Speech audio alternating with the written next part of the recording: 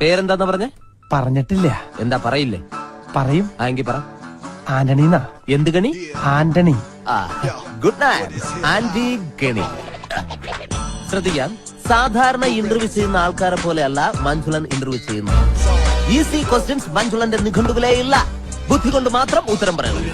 Question number 1 ആലോചിച്ചിട്ട് പറഞ്ഞ മതി. കാള കിടക്കും കയറോട്. എന്ത് അറിയില്ല?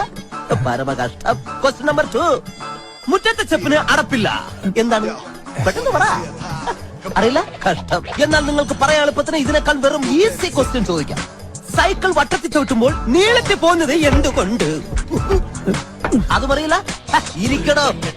പിന്നെ എന്തിനാ നിങ്ങൾ ഡ്രൈവർ പണിക്കെന്നും പറഞ്ഞുകൊണ്ട് ഇവിടെ ഓടി വന്നത്?